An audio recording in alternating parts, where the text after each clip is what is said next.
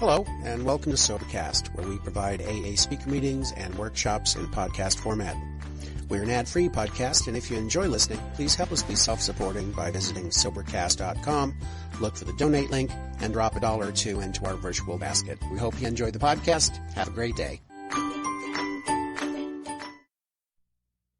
Oh, with all that applause, I can hardly wait to hear what I've got to say. Good morning, good evening, or whatever it is, I'm not sure. I've only been here 3 days. And maybe I'll catch up somewhere down the line. My name is Searcy, and I'm an alcoholic. And by the grace of God and your help, and Al-Anon, Alateen, Alatot, Alator, and in between, I have not had a drink since May 10th, 1946.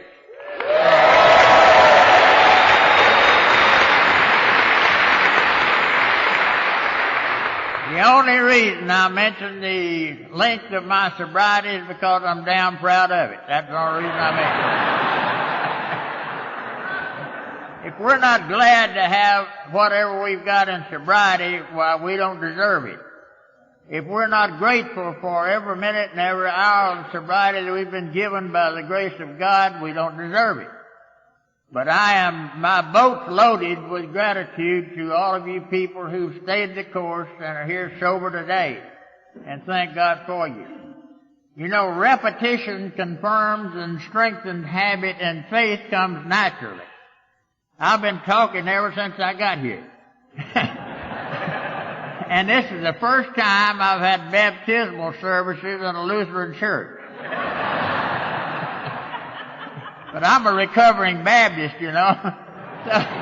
So I hope they don't kick me out of the church. I hope the hell all these guys have been carrying the message up to whoever's at the stand. I hope they bring me something to say. Keep plugging in.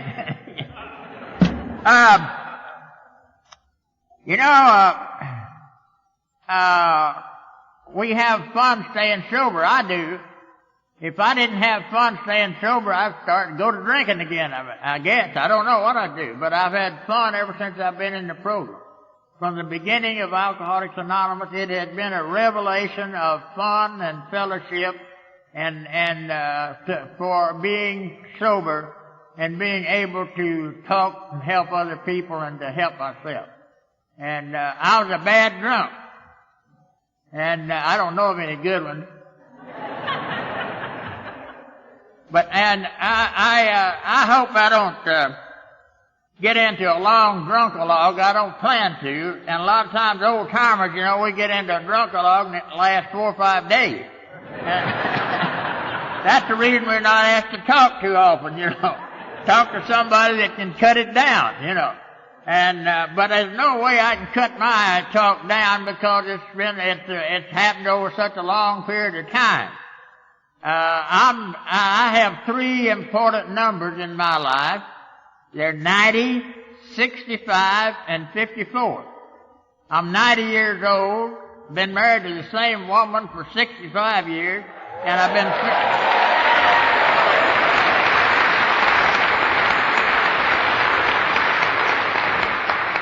been sober 54 years.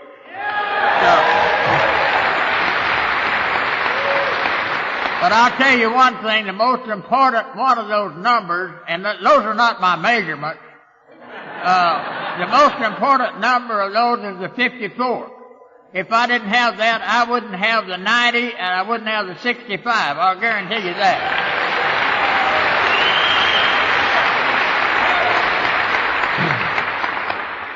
And I in this position, ordinarily old Smitty, Dr. Bob's son, and I travel a lot and go around spreading the disease over the country. And I always talk after him because they let the Al-Anon talk first usually and then the AA. And they turned it around here, so I'm going to have to watch what I say. He's going to follow me up, and I don't know what the hell he'll tell you about me. I have no idea. But let's remember this, that Bob is the only living human left in God's world that was there when we started. The only one left.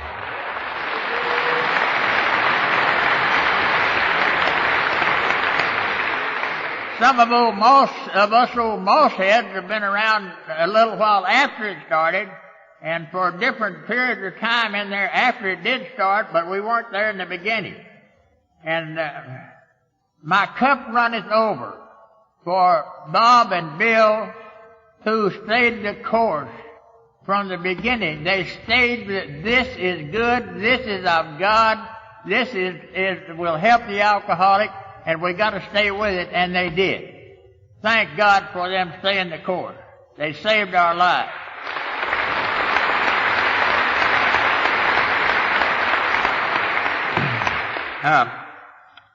I'm not going to, as I said, I won't do a long drunkalogue, but I developed alcoholism. I was not born with alcoholism. I have no idea that I was born with that because my father and mother and all my family never did drink. Not at all. They were Baptists and missionary Baptists.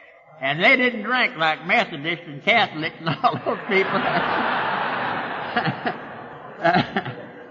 But I was born in my father and mother. We had 7 children in my family, and we were poor, very poor, and we had a lot of hard times. But those hard times, just like in Alcoholics Anonymous, those hard days we have and the hard times we have tell us that if we stay the course, it'll work. If we stay the course, it'll stay in there and we'll stay sober and it'll work. And my father and mother, they stayed the course, although on that old farm we had very little income. And a lot of hazards, a lot of bad things, and we prayed to God that it would rain so we'd have a crop and something to eat from week to week. If you're not as close to God as you once were, make no mistake about who moved. And if you never were close to Him, make no mistake about who should move. Without the power greater than ourselves, we would not have Alcoholics Anonymous. And I'm not going to preach to you about religion because I don't know anything about it. And I am a recovering Baptist. I still don't know anything about it. But I can tell you that spirituality is the reflection of godliness in the channels of human living. It is what we aspire to be. It's what we would like to be. It's what we want to be. But we're not there. We don't seek perfection. We seek progress. And we've got it. I want to tell you a few things well, anyhow, on my road to alcoholism, as I said, I was not born an alcoholic, but I set out on the course to become one, and I did by doing these things that I did. And as a result, I became an alcoholic. I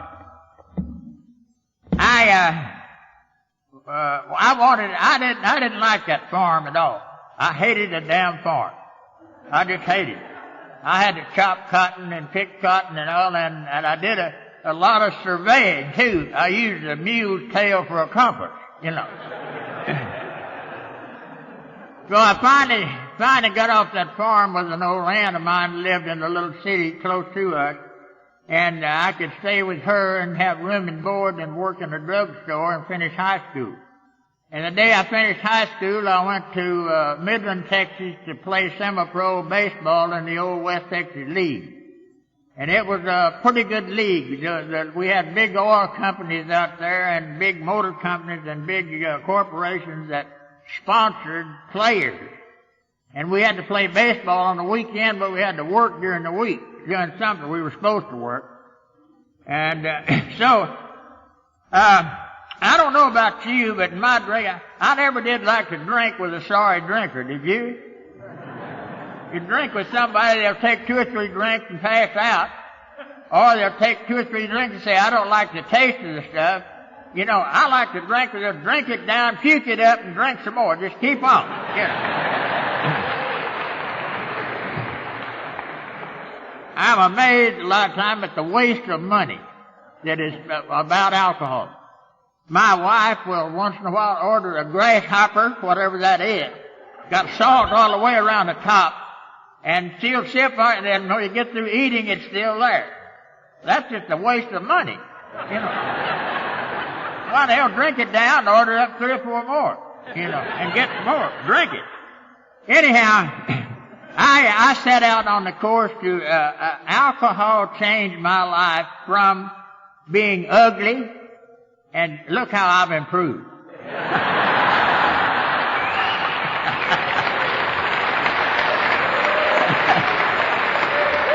But alcohol will change your course of life. I'll tell you that. If you, I drank alcohol and it made a new man out of me, and then I wanted to give the new man a drink,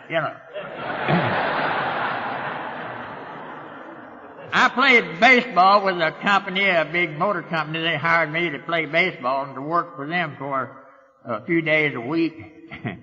And our baseball manager was a guy named Doc Ellis. And Doc had a funeral parlor, and he was our manager. And that's a hell of a combination there, funeral parlor and a baseball manager. But anyhow, that's what happened.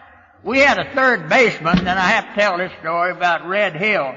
Was the third baseman. He was a sorry drinker. He'd drink 2 or 3 beers and just pass out. Ridiculous. And very disappointing to we who could handle it so well, And so anyhow, we had, I'm sure lost the game that Sunday night, but we were back at the funeral parlor and, drinking beer. We drank home brew. Now home brew, I don't see very many home brew faces here, but there's a few.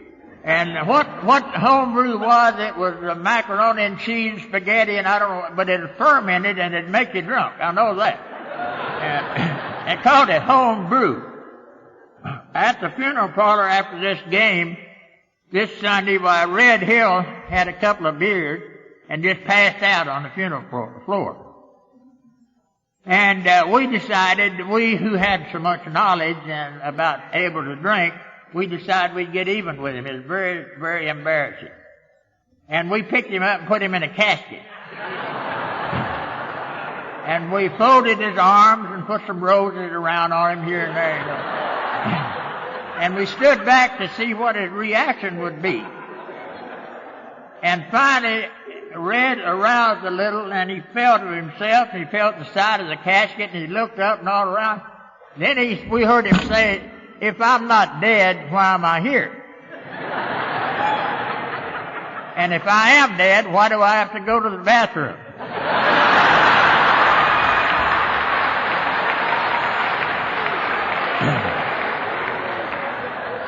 I think later on Red came in the program, don't you? But what you do is, and they gave me a job, I finally made general manager of this motor company, a big distributor company. We had everything from Abilene to El Paso, 600 miles. And they gave me I made me general manager finally. And I had to do a lot of entertaining. And you know how that is. You don't want to disappoint your customers. And I entertained the hell out of them. I really did entertain them. And I always had plenty of booze, and I always drank plenty so that I could transfer my wisdom and knowledge, and alcohol helped me do that to them. And so you follow a pattern of things you want to do, and it suited me exactly. That's what I wanted to do, because alcohol made me unafraid to dance and be the best dancer, or to be the best salesman, the best sales manager, or whatever it was. Alcohol was doing it, I thought. And in your development of alcoholism, you keep on drinking and drinking and drinking, and then you start drinking for a different reason. And you just start drinking to get away from the effects of drinking. And if you do that long enough, you follow that pattern, it gets worse and worse if you have that X factor in your life, and I had it. And because of that, I kept drinking, and finally I crossed the line into compulsive pathological drinking. That's the only drinking that's a disease. And I know it's a disease because it doesn't respond to self-treatment. And the reason I tried self-treatment on it for 25 years, it didn't work. And when I finally turned it over to God and AA, that worked pretty darn good. But you know, these bad things that happen to us on the way to alcoholism, and after we reach alcoholism, And bad things, your luck changes. You ever notice that? It's not because of drinking, you're just bad luck, you know. And so, then you start losing jobs, and I started working for a narrow-minded employer. Very narrow-minded. And I remember down the line from there, they finally decided that they could get along without me in the automotive industry, and so I went. They moved me to credit manager of the Packard automobile company and sent me to Corpus Christi. And I went down there and to show them how to drink, and I did a pretty good job. But you know, after a while, if you can't handle your booze and you're developing alcohol and you're into the throes of alcoholism, then bad things start happening. I rode those 4 horsemen: terror, bewilderment, frustration, and despair. I rode that horse all the way down the line. And I was desperate, but I didn't know what was wrong. I had no idea that alcohol was the problem. But then these bad things, all kinds of bad things happen to you. And then I lost all these jobs, and then I started taking the geographical cure. That is unlawful flight to avoid prosecution.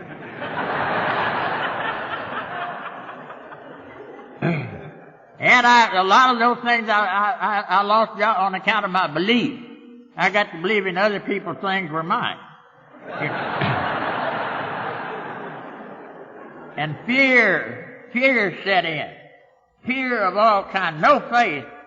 And I had faith in God and had faith, and because I heard my dad and my mother pray and for faith, and they expressed to me what faith was.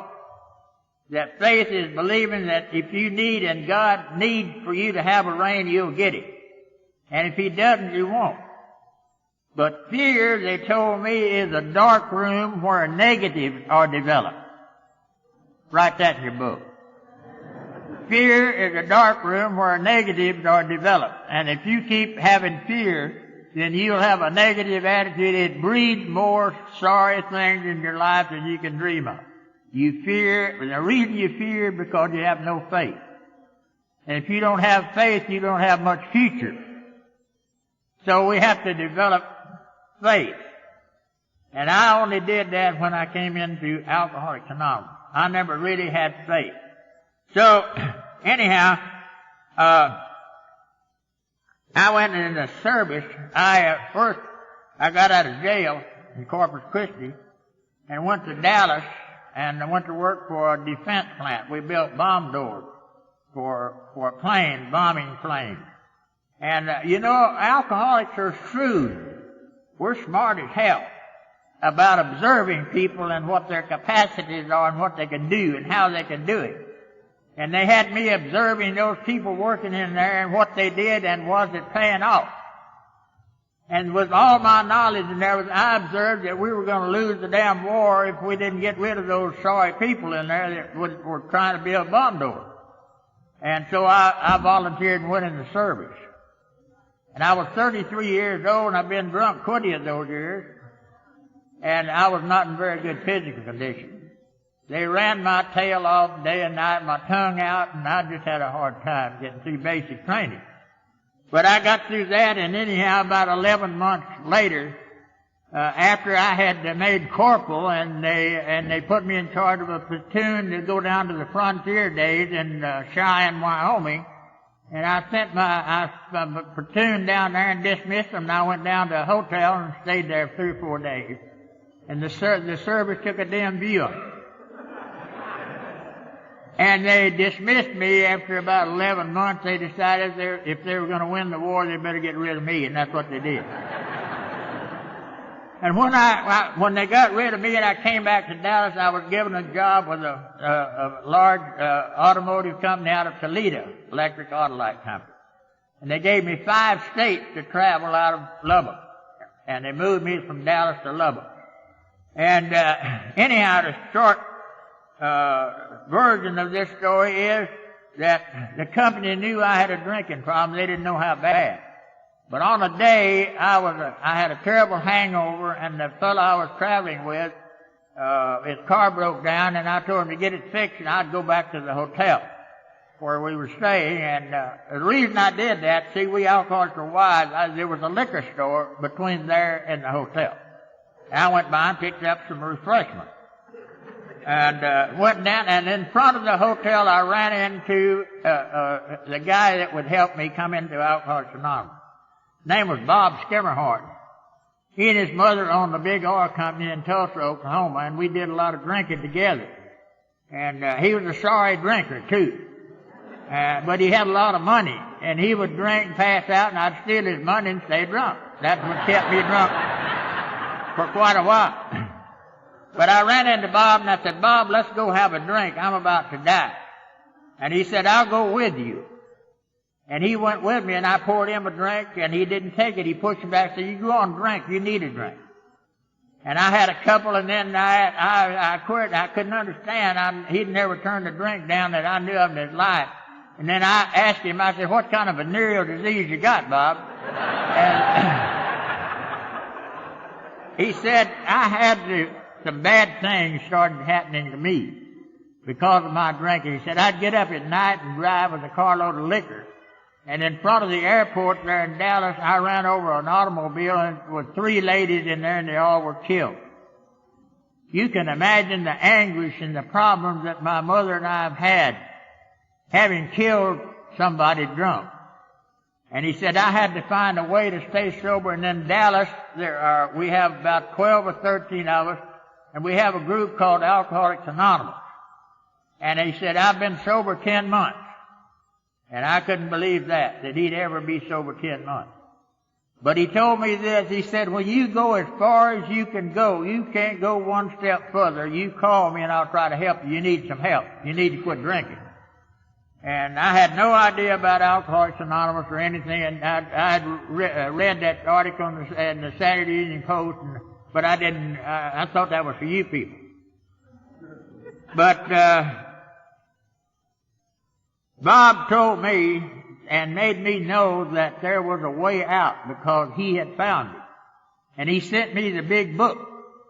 And he said, I'm going to send you a book that tells about how to stay sober and how these people just like us have survived and are sober today. And I said, well, you be damn sure you send it to the hotel where I don't send it to my wife. She'll think I've got a drinking problem. In November, I lost that job, a good job, and I stayed drunk from November 1945 till April 1946. And a moment of clarity came that I remembered what Bob told me. And I'd gone as far as I could go. I couldn't go a step further.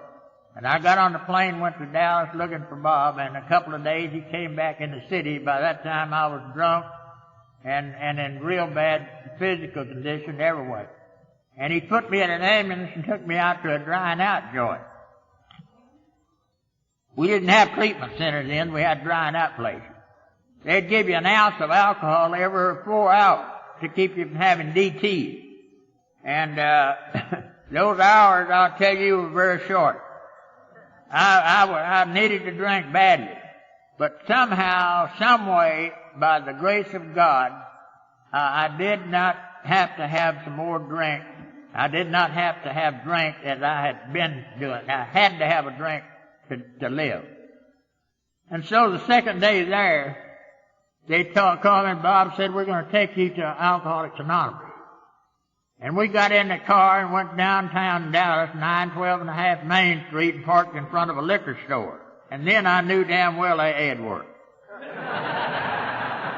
But we didn't go in a liquor store. We went up some stairs up there, and then over the doorway, there was a sign that said, welcome, you're home. And that's the first time a welcome sign had been turned around where I could read it in a long time. And we went in there, and here's the important thing. I want to tell each and every one of you here. You may think you're not important. I don't care who you are, where you came from, or how you came there. You are the only one that can help somebody that's out there looking for a way right now to stay sober. You're the only one.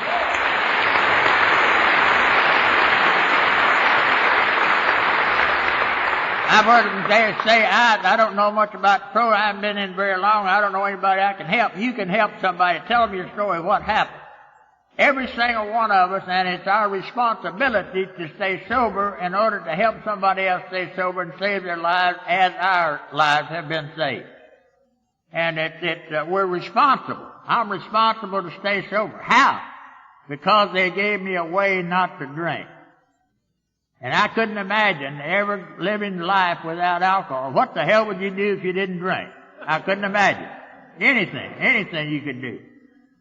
But anyhow, the importance, and the 12 guys that were there at the AA group, this is the important thing of that first contact that somebody gives you away, and the importance of sponsorship.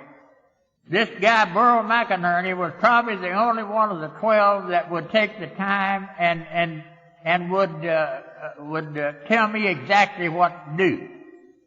And he said, "Do you believe in God?" And I said, "Yes, I believe in God." He said, "Do you admit you're powerless over alcohol? Your life's unmanageable?" "I have no problem with that." Well, he said, "I don't want any of your propositions and your promises. I want a commitment before you get out of bed every morning to God, not to me or anybody else, but to God, that you'll not take a drink just for 24 hours. And he said, if you don't drink today, you never will drink. Never.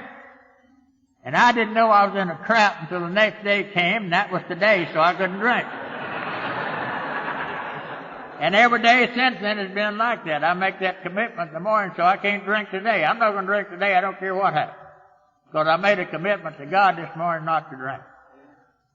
Anyhow, we started, I went back, there was not a group of Alcoholics Anonymous between Fort Worth and Phoenix, Arizona, 1,200 miles. Not a group. And we had 12 members. So it was pretty lonely. Can you imagine how lonely it was for Dr. Bob and Bill, with the two of them trying to figure out, and did figure out a way to stay sober? Then they wanted to figure out how to way to help us stay sober. But can you imagine how lonely it was with those two people meeting? Start your little group today with two people and see how long it takes you to get a bunch of people. Anyhow, the first 100 finally got together. We had 100 members. How do we know Alcoholics Anonymous worked? It worked from the beginning.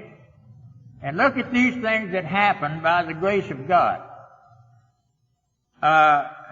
Finally we got 100 people, members in Alcoholics Anonymous. 25 of them were agnostic. They didn't believe in God.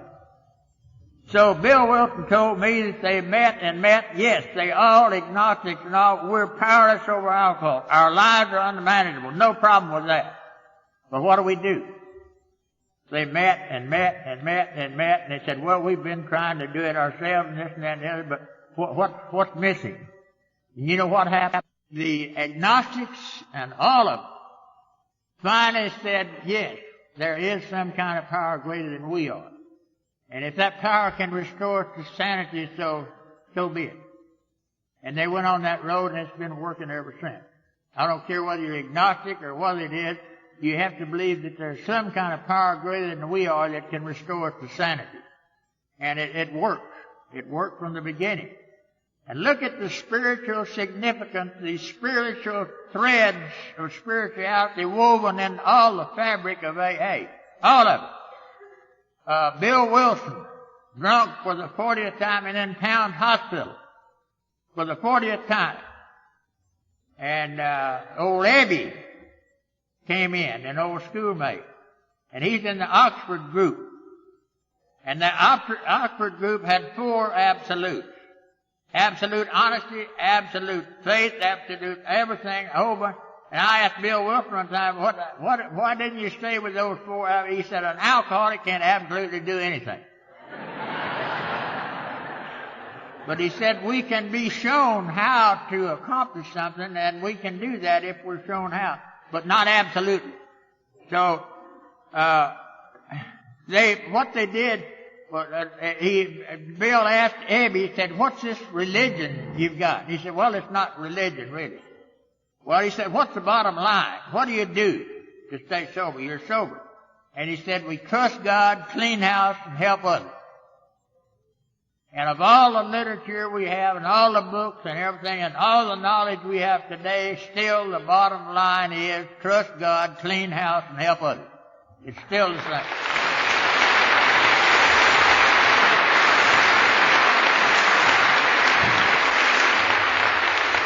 Look at the spirituality. Bill got on his knees that night and said, if there is a God, show himself to me.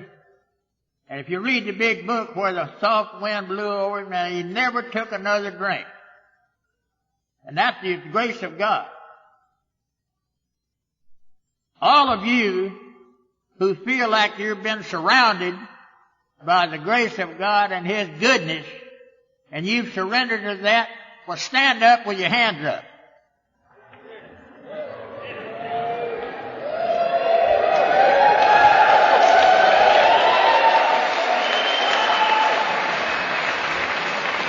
That's all of it. We've been surrounded by God's goodness and God's help. And without that help and without that power greater than we are, we wouldn't have AA today.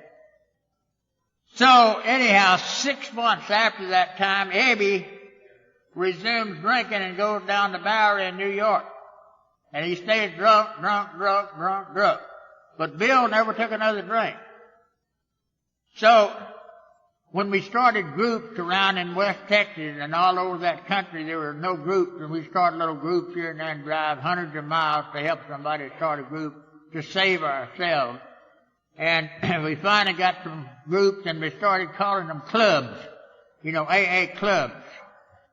And a lot of things, they caused a lot of problems, like Mary ran off with the club money. And Bill did so-and-so wrong, and he ran off too, and what happened, all of that. But we were keeping old Bill awake all night with all the problems we had that we had created on our own. And so Bill came to Texas, and in 1946, we had the first state conference in Austin, Texas in 46, and Bill and Lois came down the first time I'd met him. And we formed a relationship that lasted from 1946 till 71 when he died. We were very close, and we associated with each other. We helped each other. And I'm not bragging because I'm just, by the grace of God, was under his wing until I could experience the 12 steps of Alcoholics Anonymous. So Bill told me these problems we had as we went along. And so in 1948, Bill Wilson came to Amarillo, Texas, and I met him. We got on a plane to go to Lubbock, and he reached in his pocket and pulled out some handwritten notes. And he said, I want you to read these and see what you think about them and hand them back to me. And I'd been sober 2 years, and I was pretty wise, I'll tell you that. But I read them over, and I said, Bill, this is all right for you Yankees, but we don't need it down here. Well, we love each other. God, how we love it. Nothing will ever happen to us. We'll always be loving each other. What it was the 12 traditions he'd written out. Aren't you glad I didn't start this thing? Whoa!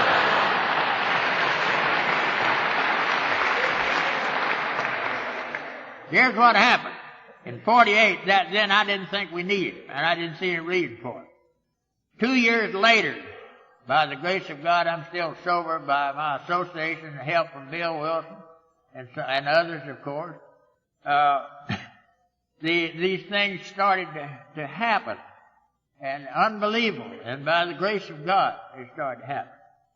So we formed groups, and Bill would come down and help us start groups and help us this and that. And we had a lot of help from a lot of people, especially Bill. He liked to come to Texas for some reason. I don't know why. Anyhow, we spent a lot of time there. And by 1950, I had become aware that we needed the 12 traditions. And I had become aware that we damn sure needed them badly. And so in Cleveland in 1950 at the International Conference, the first one, I was there. And Bill and Bob had me up in the room schooling me on how to get vote. We were at 2:45 that afternoon. We were going to vote whether to adopt or accept the 12 traditions. And we wanted to be sure it would pass. And so Bob and Bill schooled me on how to get votes, and I was down in the audience. We had a big crowd there, about as many people as you have here at the First International. I hear people say, I'm thrilled. I'm excited. I've never seen anything. People here the first time. We were just as excited with 5,000 or 6,000 in Cleveland as you are right here with 100,000. Just as excited, because if something tells us this thing works, this is unity. This is what it's about. And we're thrilled and excited about it. So, Bill helped us start groups all over that country. And they were started right, and they stayed on the right course so long as we stayed with the 12 tradition. But I'll tell you some of the early, we made some mistakes. Yes, we did. Believe it or not. In spite of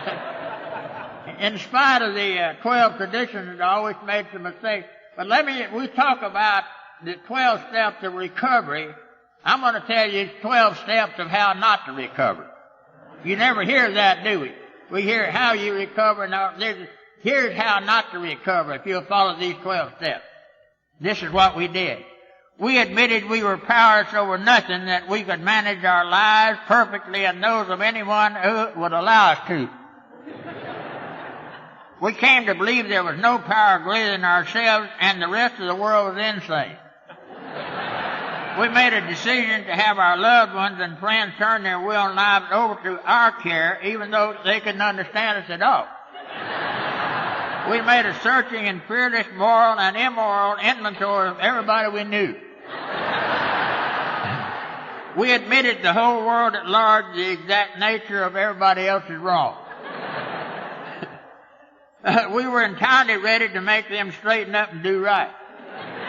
We demanded others to either shape up or ship out. We made a list of all persons who had harmed us and became willing to get even with all of them. We got direct revenge to such people wherever possible, except when to do so would cost our lives or at least a jail sentence. We continued to take the inventory of others, and when they were wrong, promptly and repeatedly told them about it. We sought through bitching and nagging to improve our relations with others, as we couldn't understand them at all, asking only if they knuckle down and do things our way. Having had a complete physical, mental, emotional, and spiritual breakdown as a result of these steps, we tried to blame it on others and get sympathy and pity in all our affairs.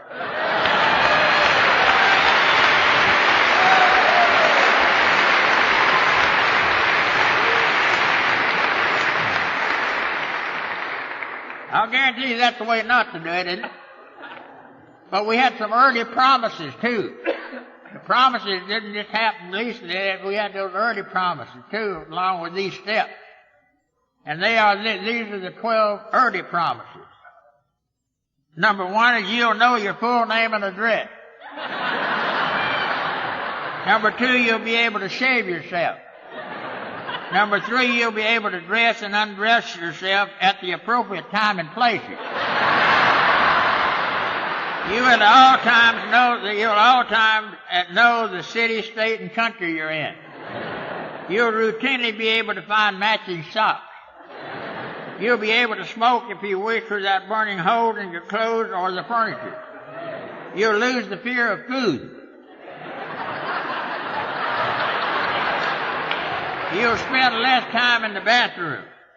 You'll be able to walk a straight line and pass the balloon test. You'll lose the fear of police cars in your rearview mirror. You'll be able to answer the doorbell without looking through the keyhole first. You'll realize what a mess you've been and thank God for AA and Al-Anon.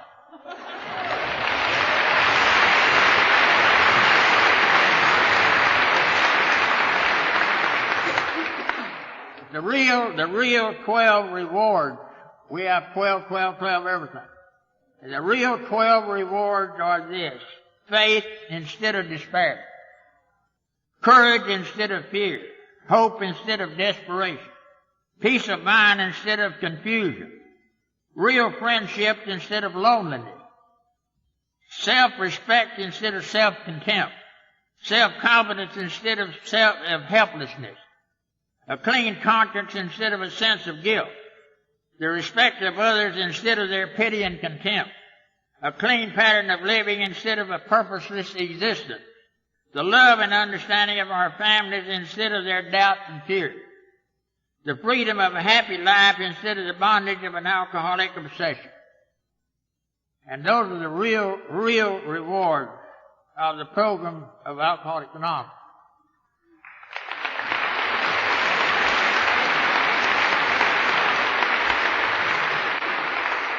Let's look back and see how some of these things happen.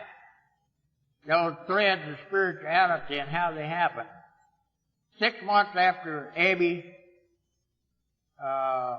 told Bill how to stay sober, and Abby was always Bill's sponsor, and Abby went and got drunk.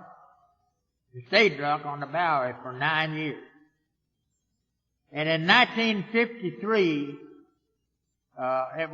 take it back. In 1948, Bill Wilson, I wanted to know all the details about everything about Alcoholics Anonymous and about AA and alcoholism and all. And I'd ride around with Bill Wilson and ask him some damn many questions. Finally, he said one day, he said, why don't you go to the Yale school and study alcoholism? And maybe you'll brighten up and know what's going on. And I said, how do I go? And he said, I'll send you. Gladly. So I went up there and we studied alcoholism from one end to the other. We were really up on alcoholism.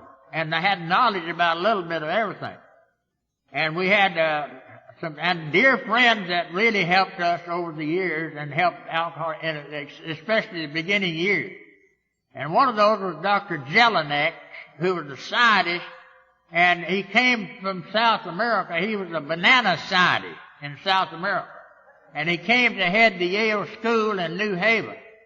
And so I asked Dr. Jelinek one time, I said, how in the hell did a scientist go from bananas to alcoholics? And he said, they're just alike. They get away from the bunch, they get peeled. We studied how to make alcoholics out of cats and mice and everything. We had a lot of knowledge, I'll tell you. One thing the only thing that really impressed me was we had a cage with a lot of mice in it. And we had some kind of a loud whistle, put in that cage. And we'd give those mice, water to begin with, and they would start adding alcohol to it. And we increased those doses as we went along, but in the beginning, when they were drinking that little booze in there, you could blow that whistle and they just run crazy, tear that cage down, and make all kinds of noises even. And you keep adding that alcohol to it, increasing the dose to go along. Finally got to where you could blast that air in there, they didn't give a damn, just keep drinking. Reminded me of myself. Anyhow, in 1950, Dr. Jelinek became ill. And he said, Searcy, the greatest need we have in this country is a medical hospital where an alcoholic can go and sober up, and then where AAs can come in and help them and take them to the group and help them experience the steps. And so we established 4 hospitals, one in Dallas, Houston, Lubbock, Carlsbad, New Mexico. And we did just that. There were AAs in there day and night, and 75% of those people stayed sober. Not because of the hospital, because somebody helped them with the 12 steps and experiencing those steps. And not knowing them, not reading them, not memorizing them, but experience those 12 steps of Alcoholics Anonymous. Anyhow, in 1953, Bill Wilson came to see the hospital we had in Dallas. And he visited all the 15 patients in there. And he was impressed at how successful it was in helping drunks. And we went to have lunch, and I said, Bill, a lot of things have happened in AA since the beginning. What would you rather see happen now that's never happened before? He said, I'd rather see Abby have a chance to get sober. This is what we mean, pass it on. There's nobody hopeless and helpless in Alcoholics Anonymous. There's somebody, some way, somehow that can help you and establish the absolute sureness that you can stay sober if and provided you'll experience 12 steps. Well, anyhow, we got a hold of, we got in touch with Abby finally he's down on the Bowery in New York and been drunk there 9 years. And we finally got with some whiskey and stuff like that, a round trip ticket to promise to come to Dallas and sober up. And he was mad as hell, resentful, hated everybody, Dr. Bob, Bill, hated me, cussed me out every morning. And I listened to that. He was a cantankerous old rascal. And his room was right across from my office in the hospital. And he'd come over and cuss me out in the morning, and he'd take Bill in the afternoon, Dr. Bob at night. You know, he'd take time out. But anyhow, after about 6 weeks, I told the nurse in there to get him ready, and I called Bill Wilson. I said, I don't believe we're helping Abby. He's not getting sober. He's sober, but he's still got a bad attitude. And so Bill said, stay the course if you can still put up with it. Go on and do it. And we stayed the course. And I asked a nurse in there who was a member of AA, an RN one day. She came in and said, I believe I see some improvement in Abby. And I said, well, I don't see any at all. And in fact, the matter, he's going to ship out pretty soon. I left, was out of town for about a week, came back, and this nurse came in and said, I see a little different attitude in Abby. And those that went on, finally, a week later, he came in, he said, where are you going? I said, I'm going to the AA group. Well, he said, can I go with you? And he went over there and visited a while. The next day, he went and stayed all day. And every day, the weeks thereafter, he went over there and stayed. And then about 6 months from then, he went out on a ranch out in West Texas where he didn't know a damn cow from a horn. And stayed out there and stayed sober 3.5 years. And then he helped, there was an RN, a nurse that worked in the hospital who became addicted to drugs. And she was bedridden, and Abby stayed with her for 2.5 years, didn't take a drink, waited on her night and day. And when she died, he got drunk. But he stayed sober most of the time and let your people know who are in doubt, he was sober 2.5 years when he died up in upper state New York.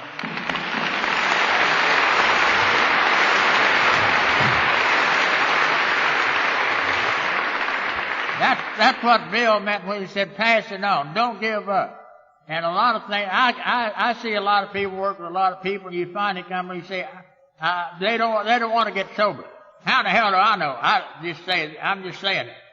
But you look down the line, you see them later on. I've seen some of them here in this congregation that I didn't think would make it, and here they are sober. And I'm damn glad of it, and that's the way it works. There's nobody helpless and hopeless in this fellowship. It just works.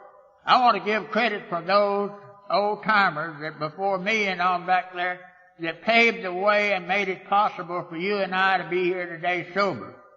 And one of them is Sybil Corbin, her mother.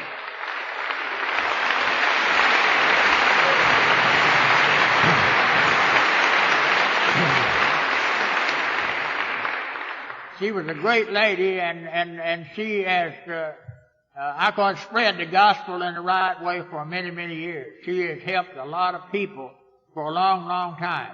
And the only thing that I regret about her is that she's got more sobriety than I do. Well, as I told you, I finished high school in Stamford, Texas, in 1927. And I went to school with a guy named Stuart Hambling.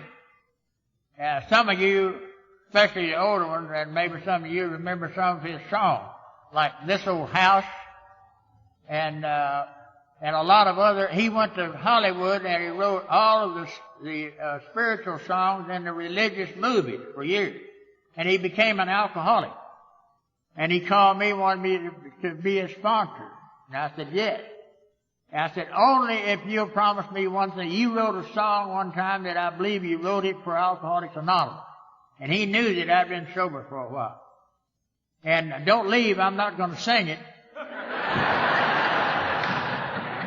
But it goes like this, and it does apply to what I think to Alcoholics Anonymous. The chimes of time ring out the news, another day is through. Someone slipped and fell. Was that someone you? You may have longed for added strength, your courage to renew. Do not be disheartened, because I've got news for you. It is no secret what God can do. What He's done for others, He'll do for you. With arms wide open, He'll pardon you. It is no secret what God can do. There is no night, for in His light you'll never walk alone. You'll always feel at home wherever you may roam. There is no power can conquer you while God is on your side. Just take Him at His promise. Don't run away and hide. It is no secret what God can do.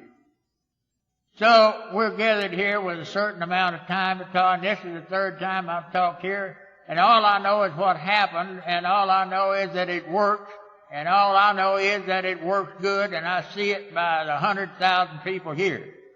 And I leave you with when I challenge each and every one of you, regardless of where you are, where you came from, what you do, or anything. I challenge you to this, that we abandon ourselves to God as we understand God.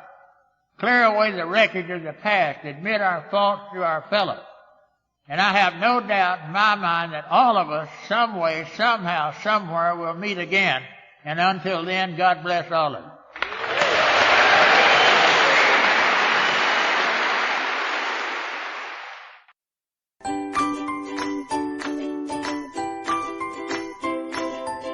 Thanks for listening. I hope you enjoyed the podcast. Sobercast is ad-free, and we'd like your help in order to keep it that way. So if you'd like to help us be self-supporting by pledging $1 or $2 a month, visit Sobercast.com and look for the donate links. Thank you very much.